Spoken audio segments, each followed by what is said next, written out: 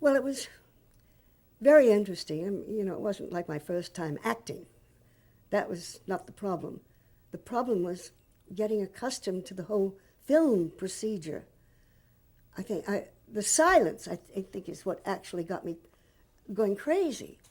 Uh, of course, one is used to silence or quiet on stage in between what you're doing and so forth and so on.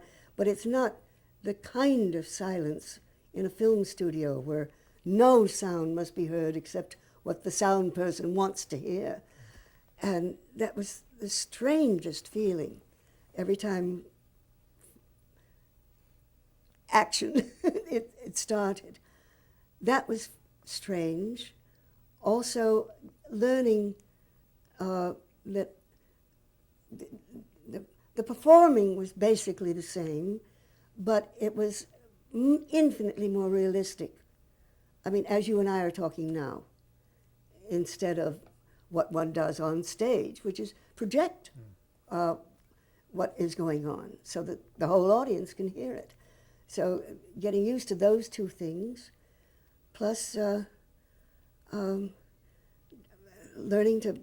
having to deal with marks and all the technical things of film kind of threw me for a long time. I've finally, over the course of making the film, I got more or less accustomed to it, and it didn't frighten me anymore, or didn't slow me down anymore.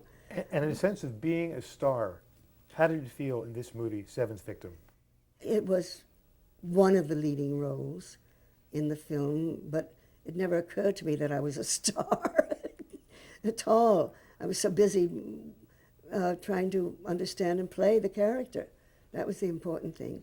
Oh, there was one moment when I was made aware of it by one of the actors in the film.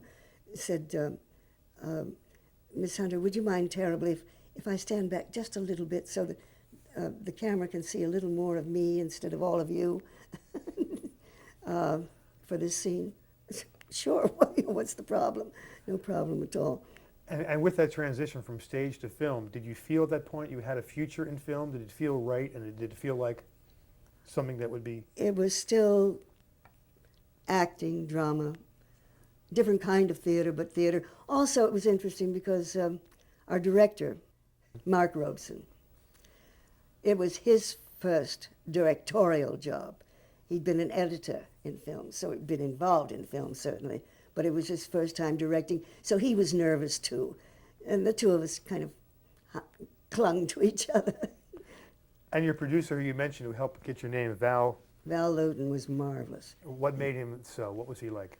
Well, so oddly, was known as the king of the horror films, was one of the gentlest, kindest men in the world, but also had a very specific idea about horror films, in that he didn't want it all on screen. He wanted to suggest it on the screen and let the audience create the horror. I mean, such as, instead of seeing a lot of blood and what have you, and people killing each other, instead maybe a drop of blood coming out from under a door to give a person an idea of what was going on the inside, and let the audience imagine it.